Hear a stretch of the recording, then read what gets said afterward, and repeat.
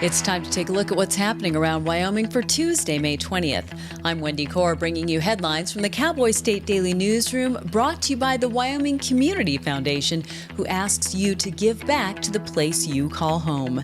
5 to Thrive is your opportunity to leave a legacy for generations to come. Support the community nonprofits you care about with a gift through the Wyoming Community Foundation. Visit wycf.org to learn more. A new law that becomes active July 1st requires Wyoming agencies to investigate land transfers near critical infrastructures such as power plants and military bases. It's also designed to curb sales in sensitive zones to foreign adversaries and the companies they own. But Cowboy State Daily's Claire McFarland reports that the Wyoming legislature may need to back up its demand for tight monitoring of land sales around critical infrastructures with money. That definition, critical infrastructure, can be interpreted a little more broadly, and different counties have different criteria about what they value. And so the surveys are coming in from the county emergency management people, like what's critical in that county. And it's amounting to like 15% of Wyoming would include those lands. The analyst from Wyoming Office of Homeland Security was like, whoa, for us to investigate land sales in these areas. And then if we have a reasonable suspicion there's a threat, we have to investigate who's involved in those land sales. This is going to take more than my office of 2 people, and we should stand up a streamlined software system that's going to cost money. The Wyoming Office of Homeland Security is now formulating its request for proposal description so that it can generate more detailed bids to bring before the legislature ahead of its 2026 budget session. A staffing shortage has forced the National Weather Service's forecast office in Cheyenne to close its offices overnight, raising questions about the accuracy of future weather forecasts and the timeliness of warnings. Cowboy State Daily's Renee Jean reports that the change is a public safety issue, one that meteorologist Don Day told her should transcend the politics of the moment. Weather just doesn't sleep just because we're asleep. The weather is still going. Flash floods, tornadoes, those kind of things can happen any time of the night. So we have been spoiled in America, I guess, to have 24/7 monitoring of the situation, at key places across the country. Now, 52 of our 122 sites are too short-staffed to maintain that. So we're spreading that resource kind of thin. The practical reality is if weather happens too close to the earth, if it's just a few miles above the surface of the earth, radar can't see it. There's a big component of our weather forecasting that relies on people on the ground to spot weather when it's happening. And part of that are these folks who man these offices 24/7. Day said that closing forecast offices overnight could lead to shortened timeframes for warnings, giving people less lead time to respond. The 4 elk antler arches in Jackson's town square are a popular spot for visitors to take photographs. Climbing them is ill-advised and illegal, so the town of Jackson has a specific ordinance to preempt any pinnacling.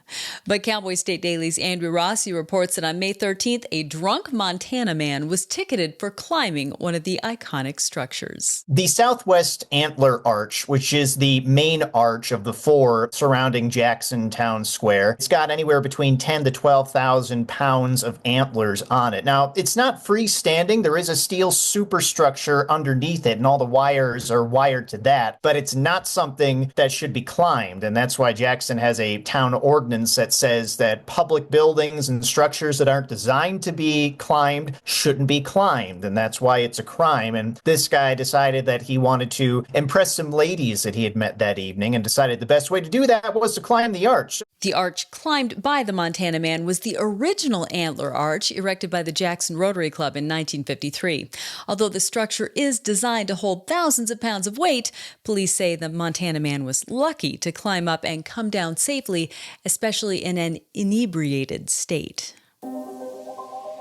U.S. Senator John Barrasso recently reintroduced legislation aimed at forcing the World Bank to roll back what the senator characterizes as anti-fossil fuel policies in its quest to bring electricity to millions of people without power across the developing world. Cowboy State Daily's David Madison reports that the Combating Global Poverty Through Energy Development Act would require the World Bank to eliminate prohibitions on financing coal, oil, natural gas, and civil nuclear energy projects, or face a 50% reduction in U.S. funding. The World Bank is this massive financial institution based in Washington, D.C. It's actually a collection of banks, and it funds all kinds of infrastructure projects around the world. Here comes Senator Barrasso this week with a bill that would direct the World Bank to prioritize fossil fuels. He's worried that in the guiding language of the bank that they favor renewables over fossils, and has presented some legislation to try and change that. It could be good news for Wyoming if international projects need the expertise of our state's energy sector. Based on financial details provided in a January report, recent annual contributions from the U.S. Treasury to the World Bank appear to be about $1.6 billion per year. A wolf from Yellowstone National Park's famed Molly's pack tried snatching a tiny grizzly cub on Monday, but the cub's mother didn't hesitate to protect her offspring and sent the wolf running for its life. Wildlife enthusiast Gary Gaston, who caught the action on video, told Outdoors reporter Mark Hines that all three animals involved in the drama emerged without a scratch. He's a retired biologist who now spends his summers in Yellowstone watching wildlife. He said this is the first, so far only bear they've observed, grizzly bear, in the Lamar Valley region of Yellowstone Park that has a brand new cub of the year, a koi. And she used a footbridge to cross Soda Butte Creek because the little one's too small to swim right now. No sooner they got across that, a big old wolf came out of the brush and tried to get her cub, and she fended this wolf off. Gaston said he knows of wolves killing black bear cubs, but this was the first time he's seen a wolf trying to push its luck with a mother grizzly. And now let's take a look at today's weather with Cowboy State Daily meteorologist Don Day. Well, the storm system that brought rain and, yes, for some of you, snow over the last 24 hours is going to move slowly into the upper Midwest by later today. But the slow movement of the storm will keep a rather brisk, chilly, windy forecast for Wyoming today. There will be some scattered rain showers and isolated thunderstorms, especially in the central, the west, and the north. Lesser chances in the south. A cold northwest wind will blow, and temperatures again today are going to be chilly. Now, we'll see a gradual warming trend as we get into Wednesday, Thursday, and Friday. Not a rapid warm-up, but temperatures will rebound in many areas back to the 60s, even maybe the lower 70s by the end of the week. And with the warmer temperatures, expect partly cloudy skies and occasionally Wednesday through Friday, some afternoon and evening scattered thunderstorm activity. You can get Don's full forecast on the Cowboy State Daily website. I'll be back in just 15 seconds with more news. They want to know if we received a relay call before. Yes, go ahead. We need to have a party catered. When you receive a relay call, someone who is deaf, hard of hearing, deafblind, or has a speech disability is calling you. It could be the most important call of the day. There are about 4,300 coal miners in Wyoming. In 2022, Wyoming reported 25 cases of a disease called black lung among its coal miners. But the Department of Government Efficiency earlier this year decided to close 34 mine safety offices in 19 states while placing all 25 members of a team of health workers protecting coal miners on administrative leave. Earlier this year, a miner named Harry Wiley filed a federal lawsuit. And Cowboy State Daily's David Madison reports that because of the suit, a federal judge has blocked the firings and ordered the restoration of the program that screens miners for the disease. In the process of downsizing federal government, a wing of the federal agency that Robert F. Kennedy oversees now, Health and Human Services, they had a service that would come out to Wyoming and screen Wyoming miners for black lung, which is a terrible condition that is caused by inhaling year after year coal dust, and it settles in your lungs and won't get out. Well, it was cut in the current Doge cutting climate that we're in, and coal miners in West Virginia took notice to the point where one of them sued, and this is a big deal for Wyoming. In 2011, there were just over 7,000 miners working in Wyoming, and though there's been a gradual decline in the mining workforce since, Wyoming remains the state doing the most, financially speaking, to address the problem of black lung. Thomas Chant's family has ranched for generations in Sweetwater County, and he always knew that the woven wire fence his grandfather installed to contain sheep was problematic for wildlife, particularly antelope. Things came to a head during the terrible winter of 2022-23, when a massive pileup of wind-driven snow made it even more difficult for antelope, deer, and elk to move around and find food.